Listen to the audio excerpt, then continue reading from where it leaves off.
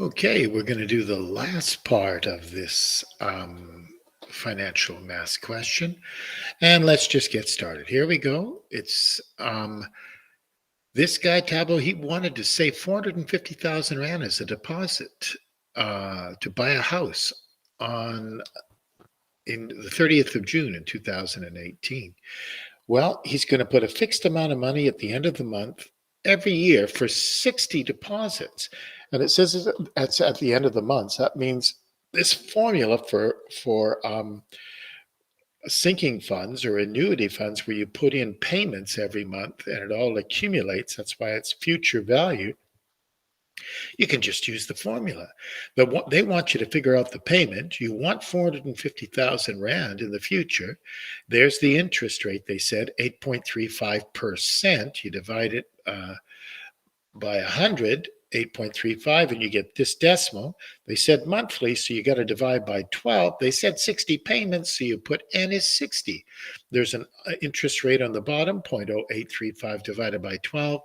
All you do is take 450,000 and then divide by this. Type that into your calculator so it looks exactly like that, and you'll get the payment of 6,068 Rand and 69 cents. And there you go. Now, the next question's a little bit hard. It says you got he bought a house. It cost 1.5 million. Now he's going to make that deposit. So the loan he's going to take out is going to be 1,050,000, 1.5 million minus the 450,000. But we don't need that loan because they give enough information here. It says he obtained the loan for the balance of the purchase, 12% compounded monthly. They said over 25 years. He makes his first monthly in payment. So they're telling you X. X is 11,058 Rand and 85 cents towards the loan on the 31st of July. Okay, so he's making it, he started the payment and he's making it at the end of the month. So everything looks pretty good. But the question is, how much money will he owe? What would the outstanding balance be after 21 years? Well, all you've got to do, after 21 years, he'll have 4 years left. Because we're working with loans, it's present value. If you want the outstanding value of a loan, you use the present value formula. Well, there it is. We don't know what P is. We want to figure out what the outstanding balance is, but we know the payment.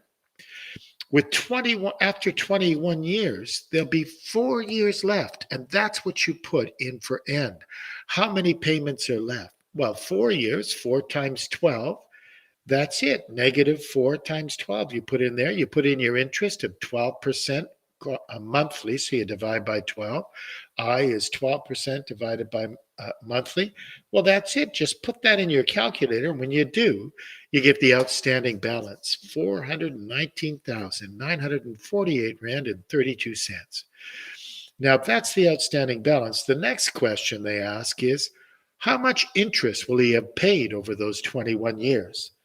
Well, first figure out, for one of the 4 marks, how much did he pay? Well, he made 21 years worth of 21 years worth of payments and 12 times a year. So 11,000 times 21 times 12. Holy cow, he made 2,786,830 Rand and 20 cents. Wow, that's a lot. That was a lot of money. We just figured out, but how much is he paid off on that loan? Well, the outstanding balance is 419,000. The actual loan he took out was 1,050,000. If I subtract, I get how much of the loan he's paid off. Well, there's how much of the loan he's paid off. 1,050,000. Remember, I said 1.5 minus the 450,000 he paid in the deposit, minus the outstanding balance. That's how much he's paid off of the loan. Well, if you subtract those two things, that's how much of the loan he paid off. All the rest is interest. Wow, he paid a giant amount of interest, 2.1 million and more in interest. And that's the last question done. I think that's the best way to do it. And there you go. So I hope that helps.